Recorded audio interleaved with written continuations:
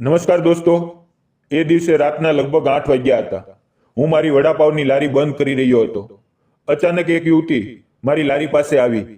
એના કપડાં ફાટેલા હતા, વાવ ઉડી રહ્યા હતા અને એ રડી રહી હતી.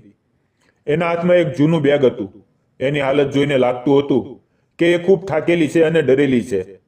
દેખાવમાં એ અત્યંત સુંદર હતી, પણ એના ચહેરા પર દર્દ સાફ દેખાતું હતું. એણે ધીમેથી કહ્યું, મને ભૂખ લાગી છે, કંઈ ખાવામાં આવશે? એટલું કહીને એણે મારી સામે હાથ જોડી દીધા. મારી પાસે માત્ર 2 જ વડાપાઉં બચ્યા હતા. મેં એક પાવ પણ વિચાર કર્યા વગર એ બંને પ્લેટમાં કાઢીને એની સામે મૂકી દીધા. એ વડાપાઉં ખાઈ રહી હતી અને એની આંખોમાંથી આંસુ વહેતા હતા. ચારે તરફ કોઈ નહોતું. હું એને જોતો જ રહી ગયો. એ સુંદર હતી, પણ એની હાલત જોઈને મારા મનમાં ચિંતા થઈ રહી હતી.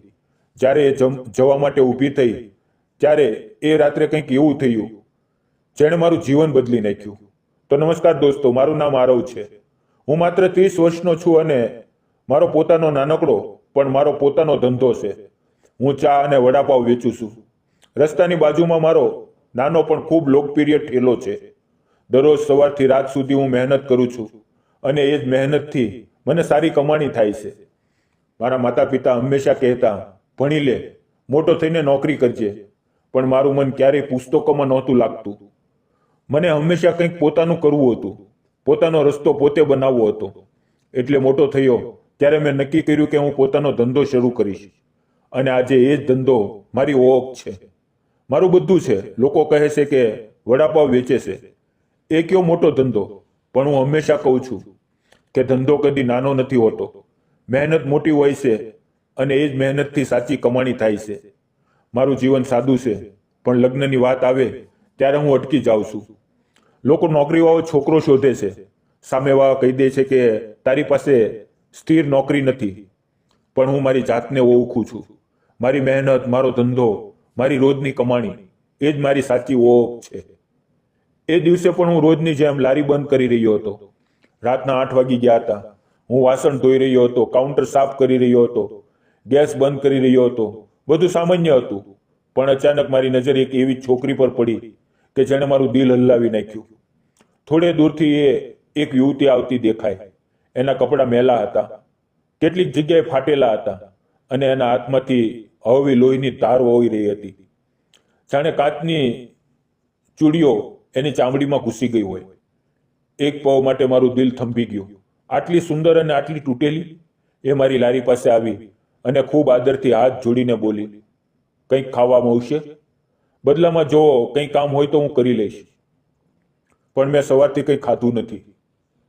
એનો અવાજ કાપતો હતો.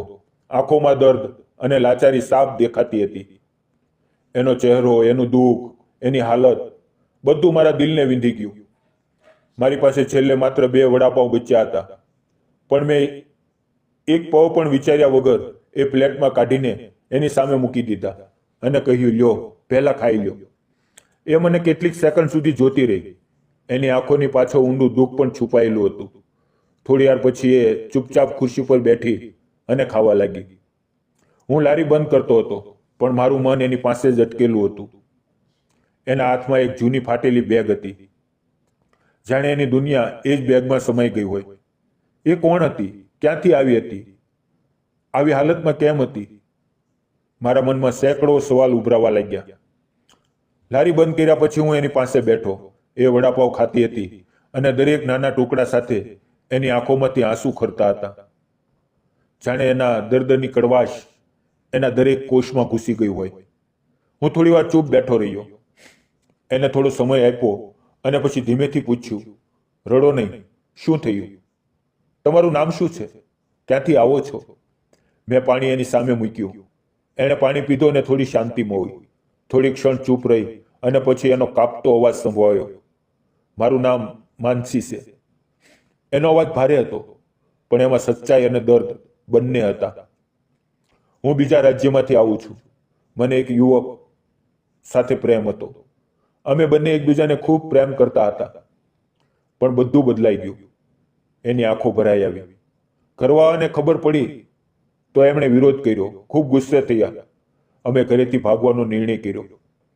આ શહેરમાં આવ્યા. એક નાનકડો રૂમ ભાડે રાખ્યો. શરૂઆતમાં એ મને ખૂબ પ્રેમ કરતો હતો. મારો હાથ પકડીને કહેતો, જો ગમે તે થાય હું તારી સાથે છું. પણ થોડા દિવસ પછી એનું વર્તન બદલાવા લાગ્યું. એ થોડી રોકાય, ઊંડો શ્વાસ લીધો. હું ધ્યાનથી એની વાત સાંભળતો હતો. હું એને લગ્નની વાત કરતી ત્યારે ચૂપ થઈ જતો. કહેતો, લગ્ન જરૂરી નથી, આપણે આમ જ રહી શકીએ. હું એને કહેતી કે મેં ઘર છોડ્યું, મા બાપ છોડ્યા, સમાજ છોડ્યો, હવે તું કેમ બદલાઈ રહ્યો છે? એક દિવસ મેં ખૂબ આગ્રહ કર્યો, મારી સાથે લગ્ન કર.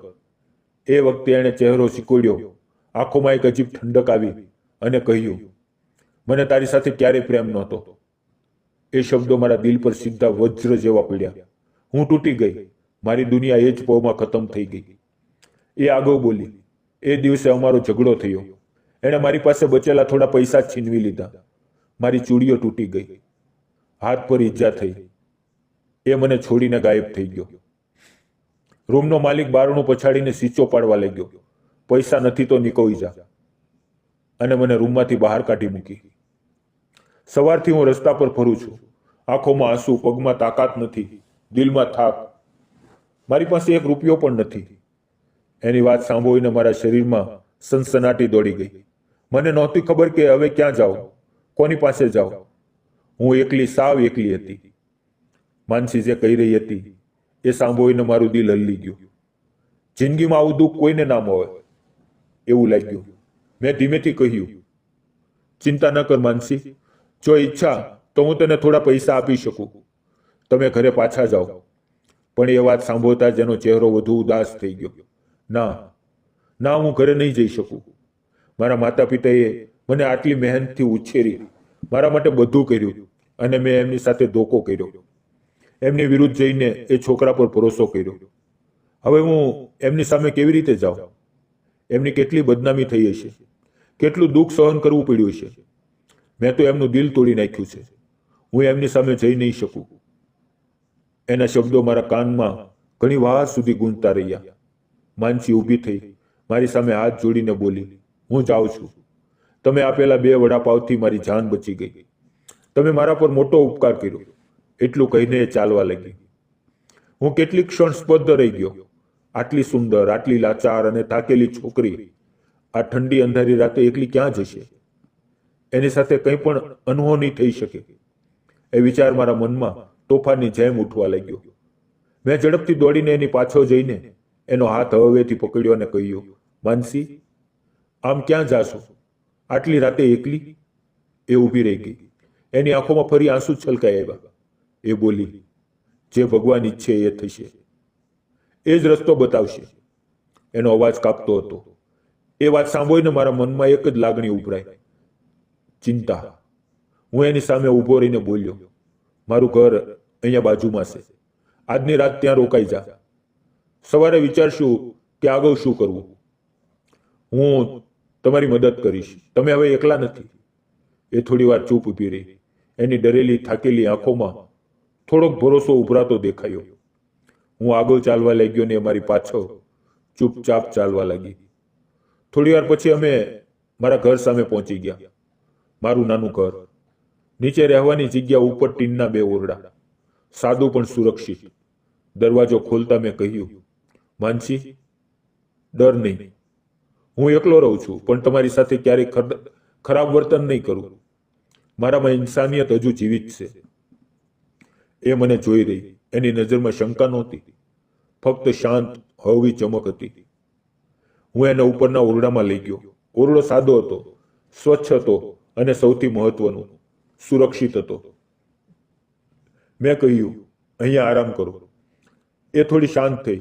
હું નીચે આવ્યો અને યાદ આવ્યું કે મેં ખાવાનું લોજમાંથી મંગાવ્યું હતું. પછી પાછળની કાકી પાસેથી ડબ્બો લઈ પાછો આવ્યો. ત્યારે માનસી ફ્રેશ થઈને બહાર આવી રહી હતી. એના વાવ ભીના હતા. ચહેરા પર થોડી તાજગી હતી, પણ અંદરની બેચેનીની છાયા હજી દેખાતી હતી. મેં હાથમાં લીધેલી સાડી એની તરફ વધારતા કહ્યું, માનસી, આ લે, મારી માની સાડી છે, તમને સારી લાગશે. એની આંખોમાં ચમક ભરાઈ આવી અને એ જ ક્ષણે આંસુથી ભરાઈ ગઈ. એ બોલી, હું તમારી ખૂબ આભારી છું. પછી ધીમેથી પૂછ્યું, તમારું નામ શું છે? મેં હસીને કહ્યું, મારું નામ આરવ છે. એણે માથું હલાવીને પૂછ્યું, તમે એકલા રહો છો? મેં કહ્યું, હા, હાલ એકલો જ. મારા માતા પિતા ગામડે રહે છે. એમને ગામની હવા, શાંતિ, ખેતર વધુ પસંદ છે. શહેર એમને ક્યારેય ગમ્યું નહીં. એ સાડી હાથમાં પકડી રહી હતી. એ વખતે એના હાથનો હળવો સ્પર્શ મારા હાથ સાથે થયો અને કેટલીક ક્ષણ માટે અમારી નજર એકબીજા પર અટકી ગઈ. એ પળે અમારી વચ્ચે એક અનકહી શાંતિ, એક હળવી ગહેરાઈ અને એક કોમળ ઓઢણ જેવું લાગ્યું. મેં માહોલ હળવો કરવા કહ્યું, હું કાકી પાસેથી ખાવાનું લાવ્યો છું, નીચે આવ, થોડું ખાઈ લે. એ થોડી શરમાઈ અને બોલી, હજી તો વડાઓ ખાધા છે. મેં કહ્યું, થોડું તો ખાઈ લ્યો, નીચે તમારી રાહ જોઈશ. એ ધીમેથી હસી. એની આંખોમાં હળવી લાજ અને સુરક્ષિત થવાનો અહેસાસ દેખાયો અને એ ઉપર ચાલી ગઈ. હું નીચે આવ્યો. 2 થાળીમાં ચોખા, શાક, રોટલી પીરસી અને બેસી ગયો.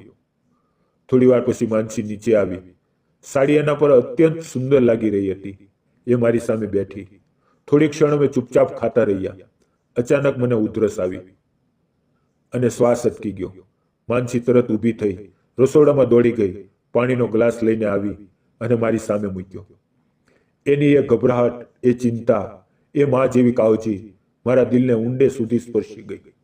મેં પાણી પીધું, પોતાને સંભાળ્યું અને ધીમેથી કહ્યું, આભાર. એ હસી અને બોલી, આમાં આટલી મોટી વાત શું છે? અમે શાંત માહોલમાં ખાવાનું પૂરું કર્યું. મંદ પ્રકાશમાં એનો ચહેરો શાંત અને માસૂમ લાગતો હતો. એણે કહ્યું, તમારું ઘર ખૂબ સારું છે. મેં હસીને કહ્યું, સાદું છે, પણ તમારા માટે સુરક્ષિત છે.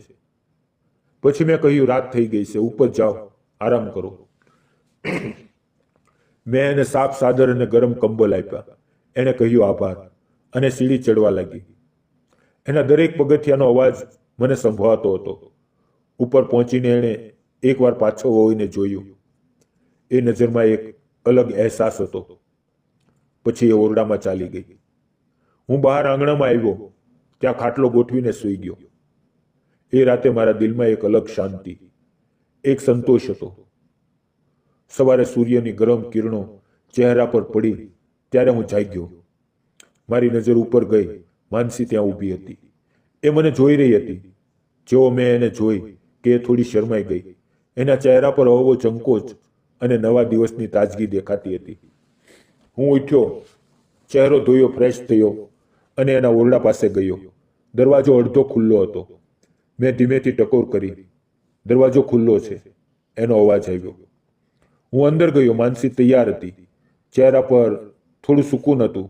એ પોતાની બેગ હાથમાં લઈને મારી સામે આવી અને શાંત અવાજે બોલી, હું હવે જાઉં છું.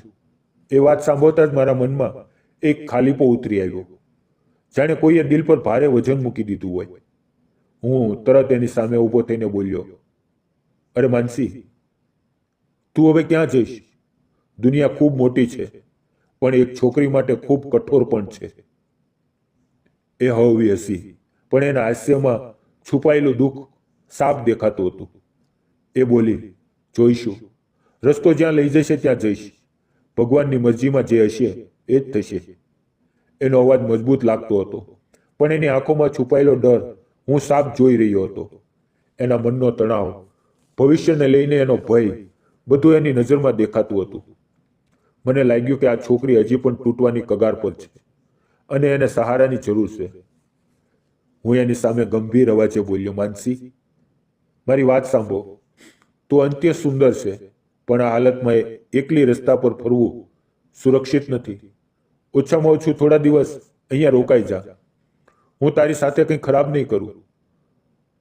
તે મને ઓળખી લીધી છે. એ ચૂપ ઊભી રહીને વિચારતી રહી. પછી બોલી, અહીં રહીને હું શું કરીશ? જો કંઈ કામ હોય તો કહો, હું કામ કરવા તૈયાર છું.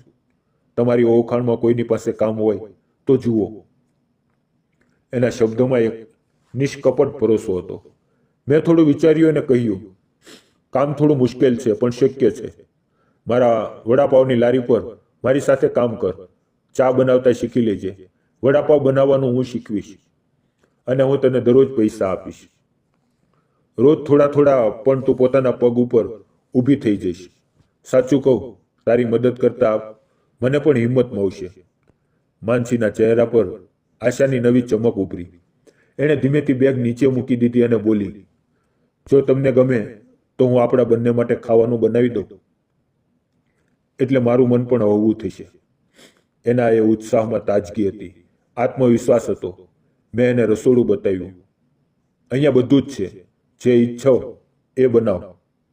માનસીએ તરત રસોડામાં કામ શરૂ કરી દીધું. સૌથી પહેલા એણે બંને માટે ગરમા ગરમ ચા બનાવી. ચાની ખુશ્બુ ઘરમાં ફેલાઈ ગઈ. અમે ચા પીધી. પછી એણે ખાવાનું બનાવવાનું શરૂ કર્યું. ચોખા, શાક, રોટલી બધું ખૂબ સરસ રીતે, શાંતિથી અને પ્રેમથી બનાવતી. એનો ચહેરો જોઈને લાગતું કે એ પોતાના દુઃખમાંથી બહાર નીકળવાની કોશિશ કરી રહી છે, પોતાને કામમાં વ્યસ્ત રાખીને સંભાળી રહી છે. અમે બંનેએ સાથે ખાવાનું ખાધું અને થોડીવાર પછી વડાપાવની લારી તરફ નીકળી પડ્યા. એના ચહેરા પર નવી ઉર્જા હતી. ઠેલે પહોંચીને મેં તાવું ખોલ્યું અને એણે આગળનું લૂછ્યું, કાઉન્ટર ચોખ્ખું કર્યું, કપ સરખા કર્યા, બધો સામાન વ્યવસ્થિત કરી દીધો. એની દરેક હરકત જોઈને મને ગર્વ થયો. દુનિયાએ એને ફક્ત દુઃખ આપ્યું હતું, પણ એ હજી પણ લડવા તૈયાર હતી. મેં બટેટાનું મિશ્રણ તૈયાર કર્યું, મસાલા નાખ્યા, આદુ લસણની પેસ્ટ બનાવી. માનસી મારી બિલકુલ પાસે ઊભી હતી. એની આંખોમાં એકાગ્રતા હતી, શીખવાની લાલચ હતી, એક સારા ભવિષ્યની હળવી ચમક હતી. પછી મેં ગરમા ગરમ વડા તળવાનું શરૂ કર્યું. ગરમ તેલમાં પડતા વડાનો અવાજ, એમાં એક અલગ મધુરતા હતી. માનસી એ જોઈને ખુશ થઈ ગઈ. એણે કહ્યું, શું હું બનાવી જોઉં? મેં હસીને કહ્યું, હા બનાવ. એણે પણ કેટલાક વડા બનાવીને તળ્યા. આકાર થોડા અલગ હતા, પણ એનો ઉત્સાહ જોઈને આખો મહલ ખુશીથી ભરાઈ ગયો. થોડી જ વારમાં ગ્રાહકો આવવા લાગ્યા. માનસીએ ગ્રાહકોને વડાપાવ આપવા, ચા આપી, પૈસા સંભાળવા બધું જ શરૂ કરી દીધું. એણે એટલી લગનથી કામ કર્યું કે મને લાગ્યું કે થોડા જ દિવસમાં આ છોકરી આખો ઠેલો એકલી સંભાળી લેશે. બપોરે અમે ડબ્બો કાઢ્યો અને સાથે બેસીને ખાધું. એના ચહેરા પર થકાન અને સંતોષ બંને દેખાતા હતા. અમારી વચ્ચેની ખામોશીમાં પણ એક અલગ સંવાદ હતો. સાંજના 7:30 વાગ્યે અમે ઠેલો બંધ કર્યો, સામાન ગોઠવ્યો, કાઉન્ટર સાફ કર્યું, લાઇટ બંધ કરી અને પછી બંને અંધારા રસ્તા પર ચાલવા લાગ્યા. એના ચહેરા પર દિવસભરની મહેનતની ચમક. એ બોલી, આભાર મને મોકો આપવા બદલ.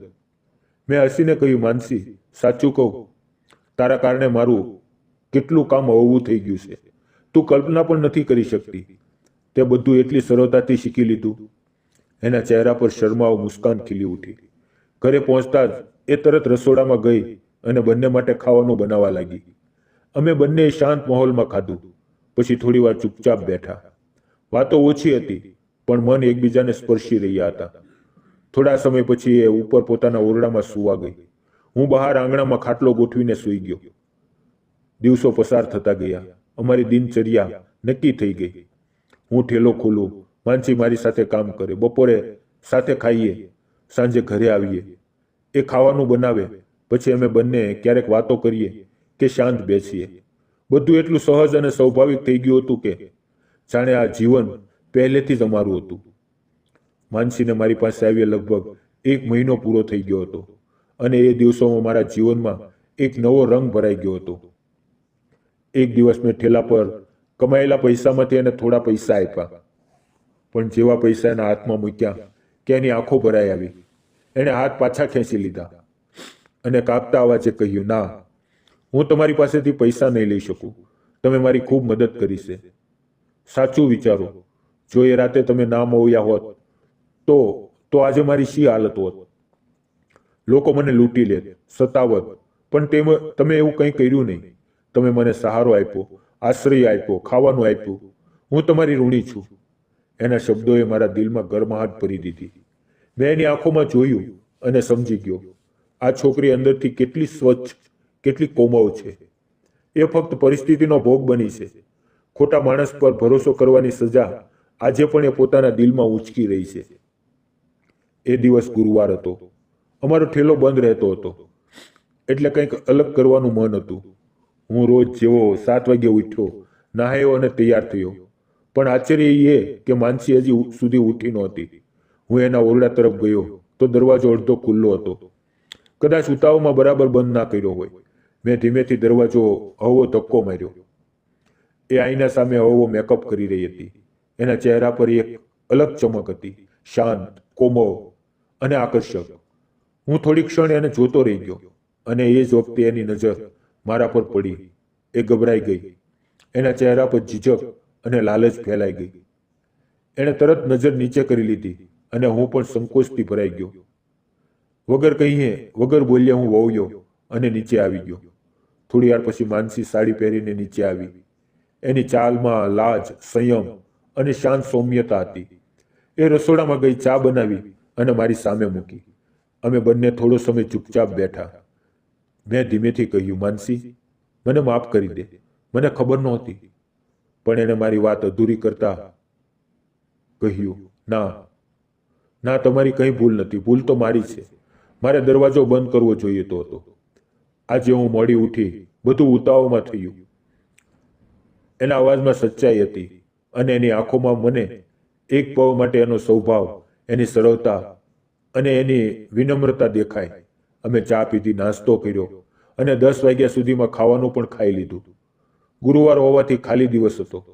મેં મનોમન નક્કી કર્યું કે આજનો દિવસ એના માટે થોડો ખાસ બનાવીશ. એટલે મેં કહ્યું, માનસી, આજે ઠેલાની રજા છે. શું આપણે એક ફિલ્મ જોવા જોઈએ? એના ચહેરા પર ખુશીની ચમક ફેલાઈ ગઈ. જાણે જિંદગીએ એને થોડા સમય માટે દુઃખથી દૂર લઈ જવાની કોશિશ કરી હોય. મેં બાઇક કાઢી. એ મારી પાછળ બેઠી. એનો હાથ હવેથી ખંભા પર ટેકાયો.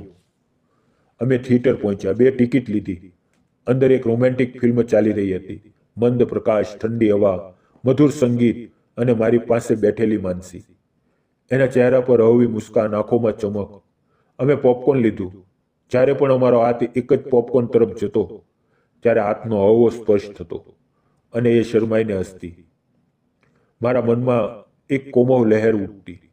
એ અંધારા હોલમાં એની પાસે બેસીને ફિલ્મ જોવી મારા માટે કોઈ સુંદર સ્વપ્ન જેવું હતું.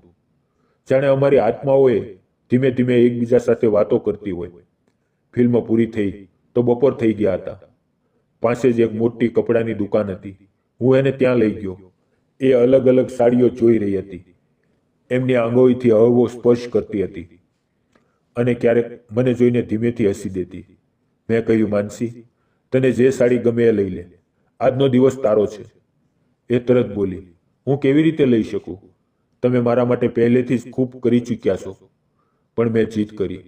આખરે એણે 2 અત્યંત સુંદર સાડીઓ પસંદ કરી જે એના સૌંદર્યને વધુ નિખારતી હતી. એના ચહેરા પર ખુશીની જે ચમક હતી એ જોઈને મારું મન સંતોષથી ભરાઈ ગયું. અમે બંને ઘરે પાછા આવ્યા. થોડો આરામ કર્યો. સાંજના 7 વાગ્યે માનસી નીચે આવી. એણે ખૂબ સ્વાદિષ્ટ ખાવાનું બનાવ્યું હતું. ખુશ્બુ આખા ઘરમાં ફેલાઈ ગઈ હતી. અમે બંને સાથે બેસીને ખાવા લાગ્યા. આજે જાણે અમારા જીવનમાં એક અલગ જ ખુશી ઉતરી આવી હતી. રાતે હું આંગણામાં ખાટલા પર બેઠો હતો. ઉપર આકાશમાં તારા ચમકતા હતા. થોડી વારમાં માનસી મારી પાસે આવીને બેઠી. આજે પહેલી વાર એ આટલી નજીક આવી હતી. અમે બંને આકાશ તરફ જોઈ રહ્યા. એ ધીમેથી બોલી, આરવ, હું રોજ જોઉં છું. તું અહીંયા બેસે છે. આમાં શું જુએ છે? મેં હવેથી હસીને કહ્યું, માનસી, તારામાં મને શાંતિ દેખાય છે. પોતાની સાથે વાત કરવાનો સમય મળે છે. એ બોલી, બોલને, મને તારી વાતો સાંભળવી ગમે છે. હું થોડી ક્ષણ ચૂપ રહ્યો. પછી હિંમત ભેગી કરીને બોલ્યો, માનસી, સાચું કહું, એ તારાઓમાં મને તારો ચહેરો દેખાય છે. તું મને દિલથી ગમે છે. મારા શબ્દ સાંભળીને એ ચોંકી ગઈ. એની આંખોમાં આંસુ ભરાઈ આવ્યા અને આંસુ એના ગાલ પર વહેવા લાગ્યા. મને લાગ્યું કે કદાચ મેં ખોટું બોલી દીધું.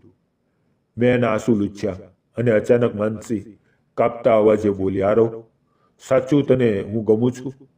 મારા જીવનમાં આટલું દુઃખ, આટલું દર્દ, તો પણ હું તને ગમું છું?